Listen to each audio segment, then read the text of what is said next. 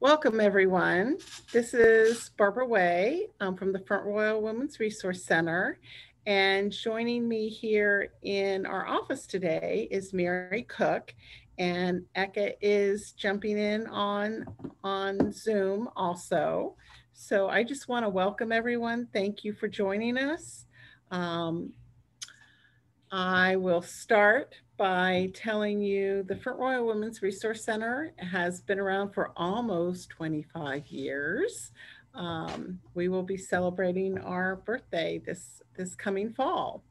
And we are 501c3. What we do is we support women in our community with programs, information, and education, of which this is kind of everything. So, um, I want to, after just giving you that brief thing, we also do grants. We give grants to women in the community and to middle school girls. So we do our best to support women in our community in any way, shape, or form we can. And one of the ways we do this is through our woman gathering. Our host, Eka Kapiotis, is an amazing integrative body worker. That's like one piece of what she is. There's so much else. And I actually encourage anyone to go ahead and Google her and Dream Weaving Way, which is her business and what she does in the world. And without any further ado, I'm going to go ahead and hand it over to Eka, and and she'll introduce Mary, and I'll jump out of the picture. So, welcome. Thank you. Thank you so much, Barbara, for that lovely introduction. And I'm really happy to be here tonight. Saying the Women's Resource Center does, what they can do to support women is also really an understatement. Pretty amazing, all the things that have happened over the past almost 25 years. So um, I'm really tickled to have Mary Cook here this evening. And Mary is an artist, but she has a much more extensive history than that, an extensive career path.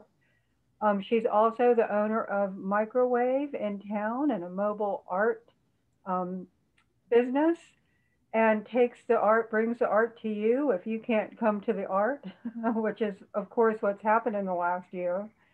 And also, Mary, you're also a Dare to Dream grant winner. So congratulations on that, and welcome. Thank you.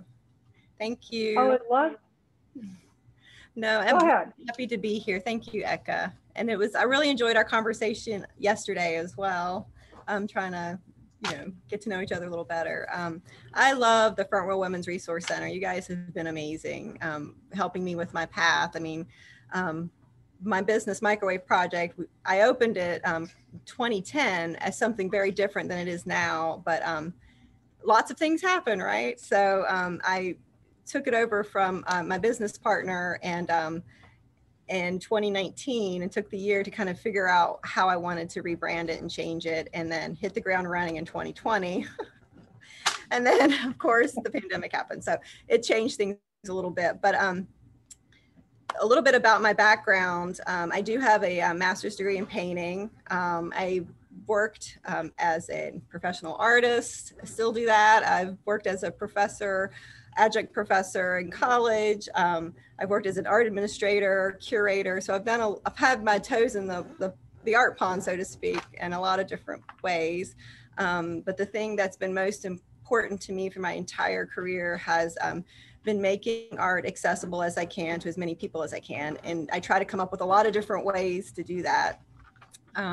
So this past year, this business that I've started is a mobile art studio. So let me back up a little bit and talk about when I started my business in 2010. I was working also as a gallery director at the Torpedo Factory Art Center's Target Gallery. And that was a wonderful way to try to make art accessible to people as they came in. I could educate them about the shows, but I felt like people still, I wasn't getting to everybody, right? So when you're in a gallery, you have to hope that people will come to the art, right? So I wanted to figure out a way to get the art to the people. So my friend and I created Microwave Project, and the idea was to work with businesses and artists to create exhibitions for them in alternative venues. So we've been in shipping containers at Yards Park, a freight elevator for Cherry Blossom Festival, empty warehouses, shopping malls in Huntington, West Virginia and Ohio. Like we've been all over the place. So as that was going on, that was great. But then I had a baby and I left my job in Alexandria and moved out to the country to be with her. And we kind of put Microwave Project on life support, if you will. And then around 2018, I took the business over, and then 2019, I used 2019 to kind of rebrand and figure out what I wanted to do with it. And I knew I wanted to change it more into a mobile art studio because I just spent the last 2 years working as a art teacher at a local private school. And I was using this process-based art, right? And I saw how it was so effective with the kids. So can you explain what that is, process-based art? I've actually never heard that term. Okay, process-based art is basically when you're working with the materials as opposed to a product base, which is your goal is the painting, for example, whatever that end product is that you're trying to create. Perhaps it's a sculpture or a painting or a drawing. Process-based is basically not worried about what the end product is going to be. It's about playing with the materials and kind of being in the moment. So process art is kind of a mindfulness technique, if you will, because it's all about being in the zone, being in the moment, working with the materials. And I saw how important that was to kids, especially teaching them. And I felt like that was something that more kids in our community needed to experience. And so I left the school and started this mobile art studio with the idea that I was going to try to get out into the community more and offer these process-based workshops, which I call art play workshops, because that's basically what you're doing. You're playing with the art materials. I love that. But, it was working out really well. I was even able to go into my daughter's second grade class and bring in art play experiences for the kids at Ressie Jeffries. And the children responded so well. They were so excited about it. And I was able to tie it in with what they were learning in school, whether it was Native American or, different things. So it was a lot of STEAM-based type work as well. Can you give an example of that, of how that might work?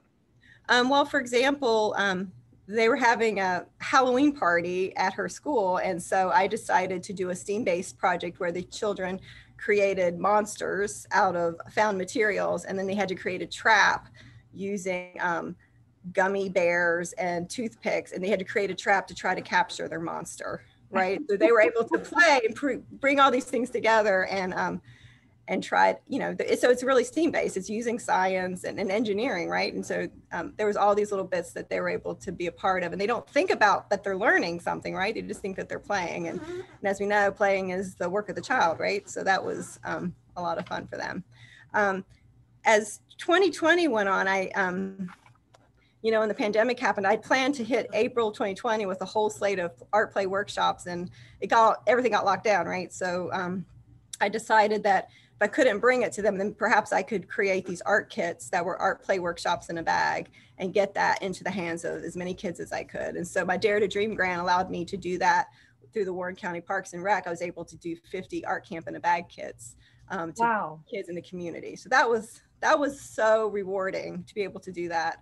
And then so what did you have in the bags? I saw the picture when you did it. I saw the we had, oh my goodness, we had so many things. We had things that Explore Art and Clay actually donated.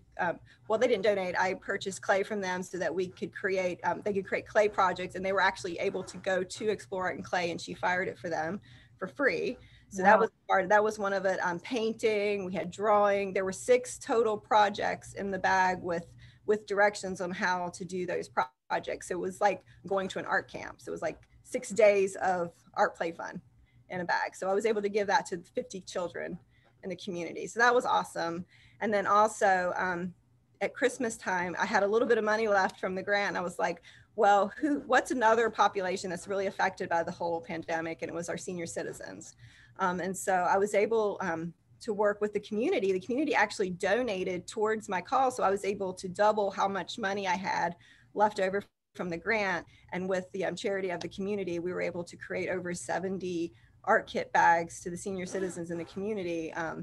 Hidden Springs and the Warren County Senior Center we were able to give art bags to them, and had Fantastic. three And different projects. I'm sorry. what did you put in those? Oh my goodness, it all depended because it was really based on their levels. There were like 3 steps. If they were really able to do all of it, I had a painting exercise, I had something with sculpture, and then I had something with sensories, like a sensory based thing. And for the ones that were in a more advanced dementia units, it was more sensory based. And some of it was like clay and modeling clay, things that that was tactile, that they could play with. Well, that was what I was wondering when you say sensory based. Is what is that? Sensory based, those things that's it could be like clay, for example. That's very sensory. It's very tactile material. Kids like to make slime. Slime is a popular sensory thing that children like to make. And it could be, I've created these sensory jars, which included different, a mix of oil and water, and different bits of glitter and whatnot. And then you could just keep turning it up inside, like a lava lamp, basically. So I created some of those for the senior citizens as well, so that they would have that for the ones that were in the more advanced stages. Wonderful. Wow, I mean, that's so creative, and I bet everyone just loved them. I hope so. Yeah. But I've been continuing with the art play workshops for kids. But I just feel like this past year has been pretty tough for all of us. I feel like everyone, there probably isn't anyone in the world that hasn't been affected in some way by this whole pandemic. And I feel like we're all starting to see a little bit of a light at the end of the tunnel, right? So, yeah. And so I kind of feel like there's it's almost like post-traumatic, right? Post-traumatic growth. Like we're all about to trying to figure out ways that we can heal from all of this. And I like to think about symbolism and metaphors sometimes when I'm trying to make sense of everything. And it makes me think of this Japanese art technique called kintsugi. And it's the art of repairing cracked pottery by using lacquer and gold powder or platinum powder or silver powder and putting it back together. But it creates a whole new beautiful piece that accentuates the crack. And so it's basically you're owning its broken history. And so I kind of feel like that's what maybe we can do as a society. We find ways to kind of help heal all the division and maybe perform a little kintsugi on ourselves so that we can like own our broken history, but make something from all of it that's really beautiful. And I think there's a lot of ways we can do that. That's a form of self-care. And for me, it's art. I think art is very much a way of healing. I've seen it over and over again with my students. I think in Reiki, like what you do, I think that's really, really important. I think that's also a way that we can heal. I think yoga, meditation, having a dog, right? Like, I feel like if there is anything in this planet that can be present and in the moment, it's a dog. And I think we all can learn from that. Absolutely. Absolutely. And when we were talking yesterday, you and I couldn't agree with you more. And I'm thinking that I was talking with a client today. And we're saying that it's now we can start going out, but even that, it's like we have to negotiate what's comfortable and how's this going to work and what are we doing. It's not. People said, "Oh, we'll get back to normal," but I'm not sure when that will happen. Whatever normal is, Be a new normal. It's kind of like that idea of kintsugi, right? Like it's going to be a whole new thing. It is, and it's sad, right? Because there's so many people that, especially people with high anxiety, this has been torture for them this year. Because even I have a really dear friend who suffers from anxiety, and she also has autoimmune disorder, and even being fully vaccinated, she's still so fearful to go out in public, even with a mask on. And it's like, when do we get past that? And what ways can we do to help ourselves be okay to get back out into it? Right. Well, and I think that what you're offering, because I'm assuming that you have some projects coming up that you're starting to strategize about what to offer. And I know we talked about that you might be offering things to adults as well. I am, because over this past year, I realized how much you know, you watch the kids, like when they're working, the idea with art play is that you give them the materials, you explain how to use the materials, you give them some ideas, and then you kind of get out of their way and let them play with those materials and create and just get lost in the process, so to speak. And then I thought about, I was like, you know what, like these kids are totally present anyways. Children are present. They don't have the issues that we grown-ups have of being stuck in the past or too busy thinking about the future. They're able to be in the moment. And I was like, if anybody needs art play, it's the grown-ups. Like we need to play too. We need to have some fun. And so I thought, right? So I was like, so I wanted to start offering art play workshops for grown-ups. And I had my first one a few weeks ago, and I invited a local artist, Sarah Morgan, to lead us in a process on how to make our own inks. So it was called Wild Inks, and we all got to make inks from blueberries, and we were able to see all the different colors that you can get from blueberries. And it was interesting because a lot of the ladies that were at the workshop, they're not artists. And so they were feeling a little intimidated, like, oh, I don't know how to do this. I don't know how to make art. And I'm like, it's okay. Just play with it. It doesn't matter. And then one of the ladies right next to me, she was like, I was so worried about this. You know, I'm not an artist, but look at me painting with my feather.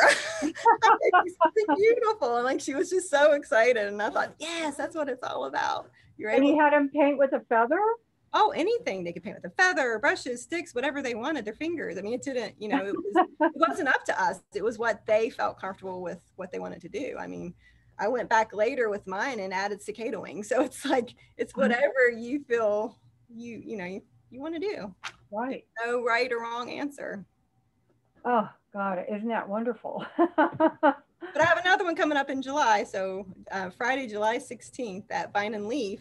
This one, we're going to do a little different. It's going to be kind of a happy hour, if you will. So it's at 6 o'clock on July 16th at Vine and Leaf. And it's going to be an art and wine tasting. So I'll offer kind of an art project for us to kind of play around with. And then afterwards, we can have fun with some wine tasting. Oh, that's great. I hope it's wildly successful. Thank you. You know, and you keep doing it because it just sounds so wonderful. Appreciate that.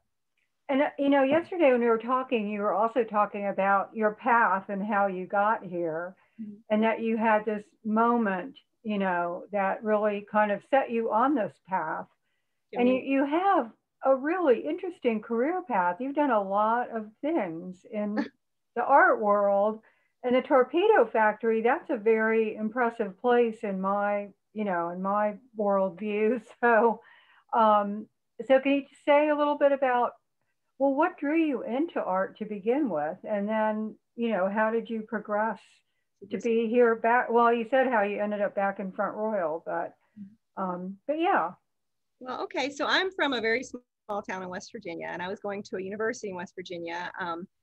And we went on our first big field trip to New York City to see the museums and the galleries. And I went into one of these art galleries. We call them white wall galleries because they're very fancy and pristine. And, you know, usually you have to have a lot of money probably to purchase anything in these galleries. So I felt very out of place and very uncomfortable. And I just felt like, oh, I don't really belong here. I don't feel like I know the right questions to ask. I mean, who am I? I'm just, you know, a country bumpkin. I mean, I don't belong. So that really resonated with me and stuck with me. And then and I didn't realize honestly until later that moment was so important, and it was going to direct the path that I would take with my career. So as I went on, I stayed at the university for a few years, and they kept me on to teach. And so I did that for a little bit. And then I went on, and my husband's in the military, and so we were, you know, getting deployed to different places, and I ended up in North Carolina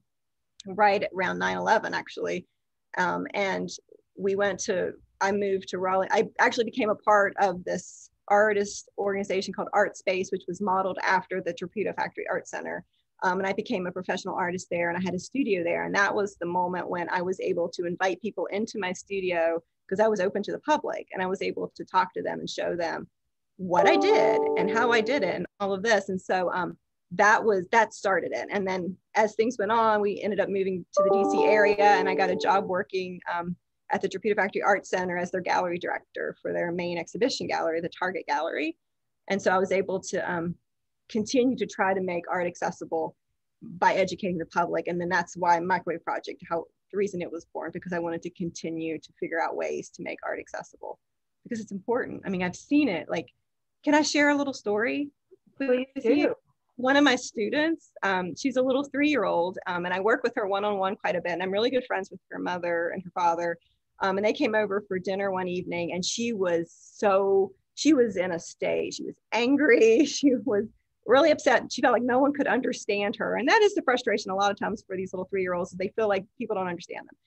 And she was angry with everyone in her family. No one could settle her down. And I just had this brainstorm. I was like, why don't you go over to my daughter's desk, and I have some paper there. And I gave her a brand new box of crayons.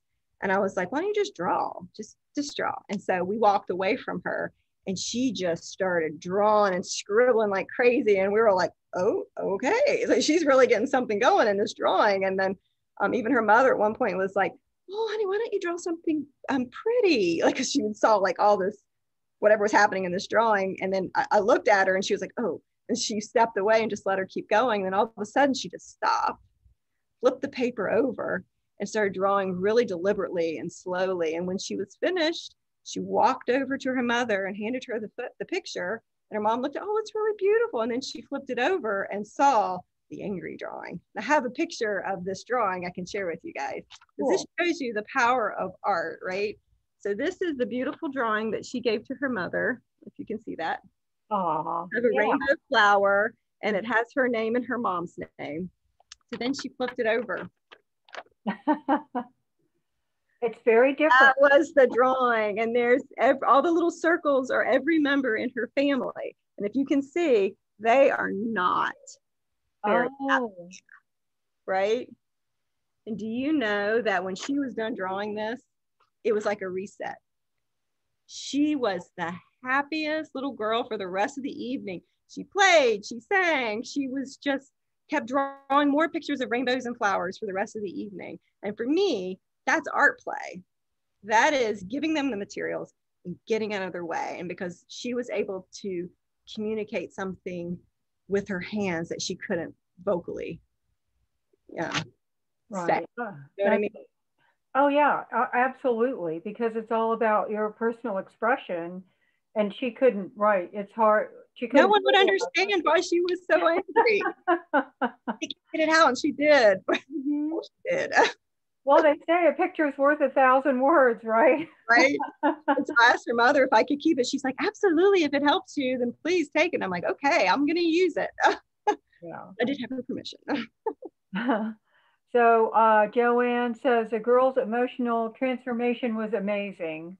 Oh, yeah, absolutely. It was something else. I mean, we were all just like, wow, like, you know, like I've seen it in these workshops where I'll have children come in and they are not having a good day, you know, and a lot of my workshops really help children with sensory processing disorders. Like it's an opportunity, no matter where the child is, everyone's welcome at the art table, and they're all on the same plane, if that makes sense. So it's a place where we all can come together and feel safe and have fun and don't feel judged. And it doesn't matter where you're at, like you're okay there. This is a good place to be.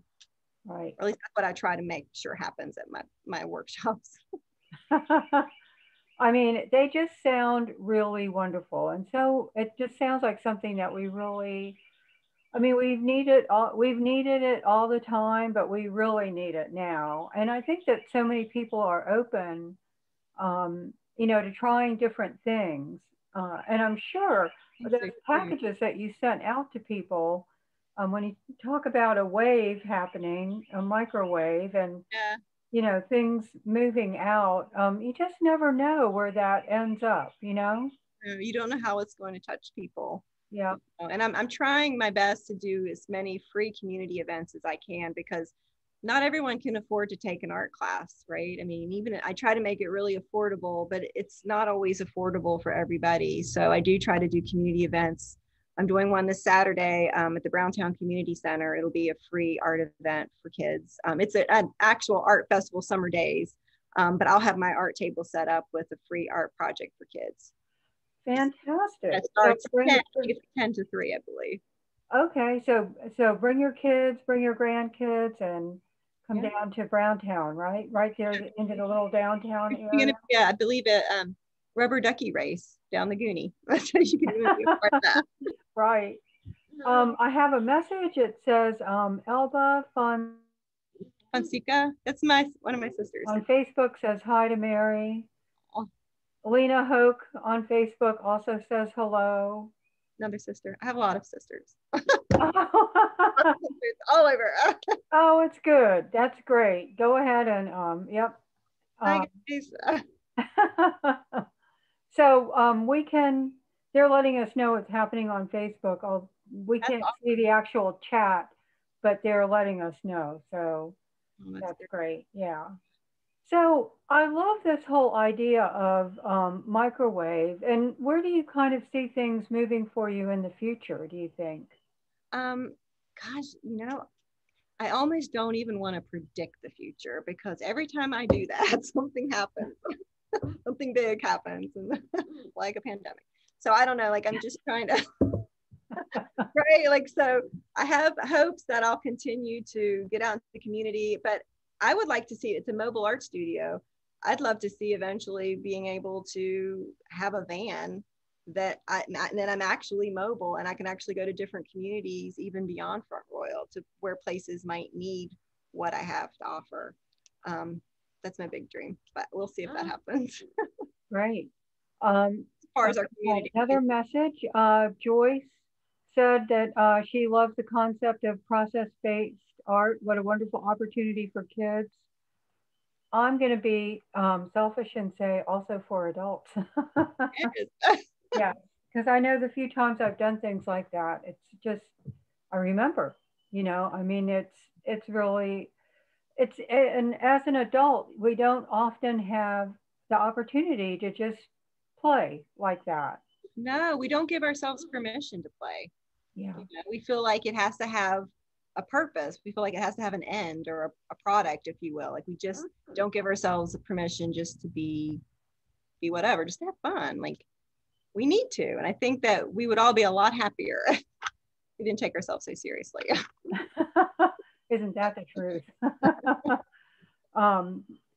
Well, is there anything too that you wanted to talk in more detail about that we've brought up? Just for us all to kind of keep moving forward together and to find, the one thing I feel like this past year is there's been a lot of division, right? Like, and it's interesting because even though a lot of us are on different pages, there's that one thing that we all share. Every person probably in the world shares, and that's this pandemic, right? Like we've all experienced it in some way. We're all experiencing trauma in some way. So if there's a way that we can all figure out how to bring ourselves back together and center ourselves around that one thing so that we can all heal together, maybe, I don't know, like maybe that will help start repairing the cracks. Like I said, kintsugi ourselves. Well, I feel like even if if it happens even in a little way here and there, ultimately those things make a difference. And I think we have to start with our community, right? Yeah. Start with our community, start small, and then work out. Right. So I keep wanting to ask you this question. How can we support you and support what you're doing? Help maybe whenever I post things out, if you could share it with your friends and kind of let them know what's happening. I've found over the past year that word of mouth seems to be the best form of advertisement. I mean, that's really true, right? And I'm going to try to do more art play workshops for grown-ups. So supporting me in that way is also supporting yourself, I think. So I will definitely come. I've heard your name and I heard about microwave and I saw the pictures, but until you were agreed to be our guest, I hadn't really known. And I feel like, gee, it's too bad I'm so glad I'm finding out about you now, because what you're doing is so much fun. And I love the lightheartedness. Joanne says Mary is a very special person. I agree. Thanks, Joe. She's like an adopted grandmother to my daughter. Oh, is that right? It's JoJo. Actually, JoJo's been on the program as well. Yes, for her poetry. And Elba says, you're an amazing sis. Love what you do for the community. Elba. Oh. So I really hope that you can be doing more of the adult things that I can participate in. I don't have children, so that would be the way that I would get in. And I bet a lot of people who bring their children to you and who you play with, you work with their children, that they'd be interested as well. That would be wonderful. And something else that I do with Microwave Project are pop-ups. So I will work a lot with different businesses. So if a business would want to work with me, we can cross promote each other. And I actually come in and bring a workshop into the business, which also helps the business owner. So I've done several at the candy shop in town, one at Element restaurant, the ice cream shop, CNC Frozen Treats. So yeah, so I'm trying to figure out ways to kind of get out into the community also that way, to kind of get to more people so that they can see what I'm all about. Oh, that's a great idea. Thank you. Yeah. And so, and then you're doing the festival. So yeah, you're getting out there. That's really great. The Hope Arising Festival last weekend. We did rock painting and children got to make a Father's Day card. That's great. And actually, Tina says, I have a 3-year-old grandson. Is that old enough to participate? Good question. We have different classes, like Little Makers is for the 3 to 4 young 5-year-olds. And then our Messy Makers are older 5-year-olds to our 10-year-olds. And then we have our Mark Makers, which is our 11 and to 17. Okay. We have our Adult Makers, right? I don't have a name for us yet. I need to Me too. And so and you do that at your studio now? Where are you working? Primarily my professional art studio, which is called the Art Nest. Mainly because I know I'm always available at my space to host these things for Microwave Project. But yeah, so that's at 40 West 4th Street in Front Royal. Is primarily where I do almost all of the workshops, unless I can work with a business in the community to have a pop-up, or I'll go to a park or something. Okay, so that would be another way that we could support you, would be to get to communicate with businesses that might be able to offer you a space to do that and co-create an event. Yeah, exactly, co-create a event. That's what I'm doing with the Vine and Leaf there. So I'm bringing people into his space, and he's helping me get the word out about my business. So that'll Wonderful. Be, yeah. And okay, well, that's great. Is there anything that you wanted to add before we sign off? I feel like this, it's funny because we're talking about this, but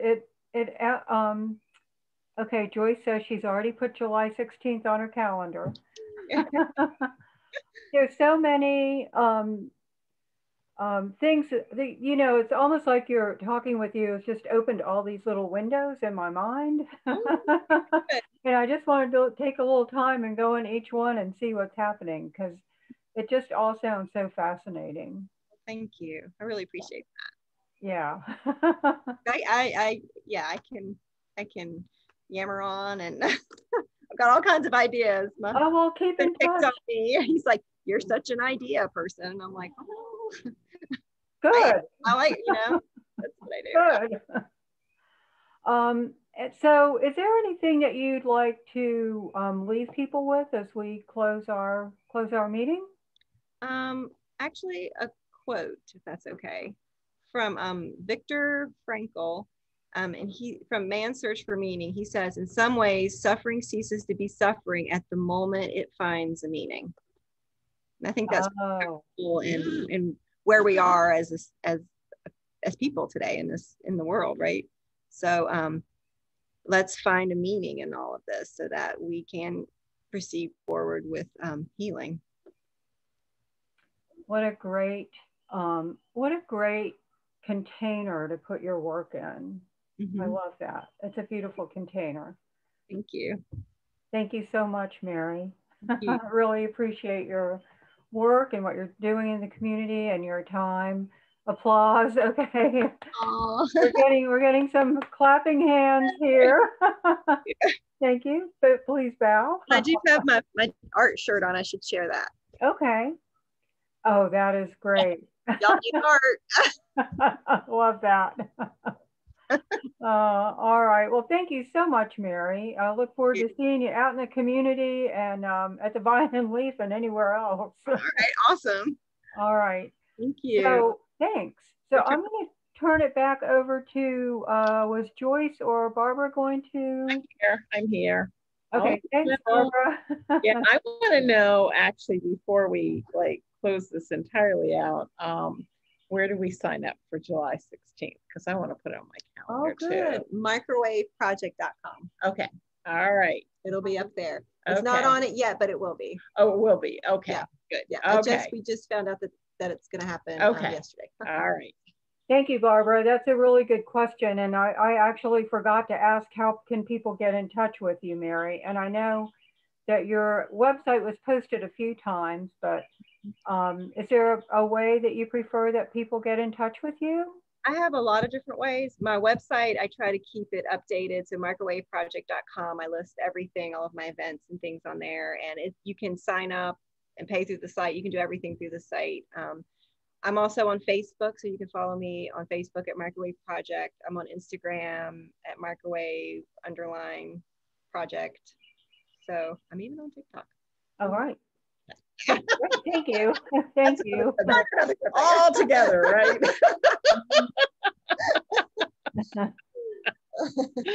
Well, that's wonderful. Fabulous. Yeah, Joyce, I'm with you. I'm signing up for July 16th. Awesome. Definitely need to do something like that. It's time. It is. It's time for us to get together. It is. And just enjoy and have some fun. Yeah. So thank you. Yeah, absolutely. Come play with me. Yeah, I will.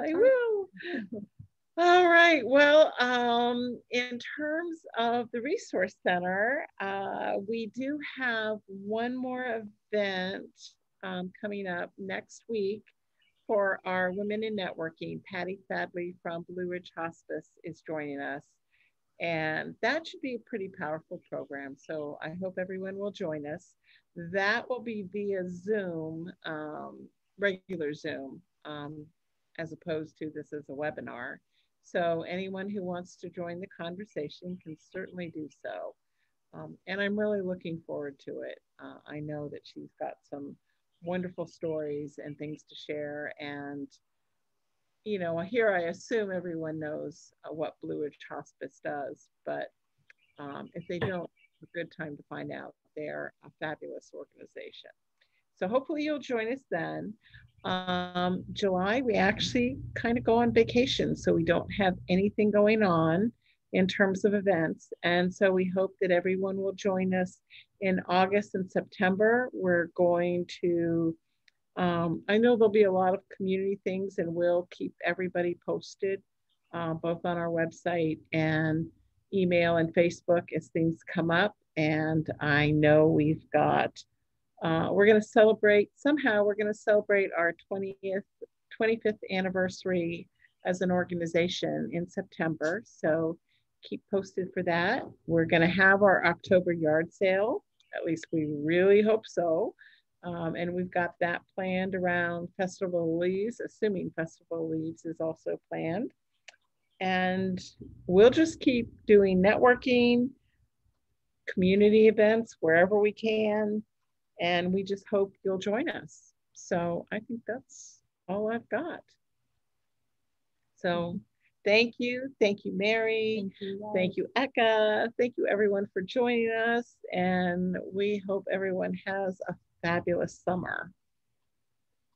Thank you, Barbara. All right. Take care, everyone. Happy summer, and until we meet again. Till we meet again. Okay. Bye. Right. Bye-bye.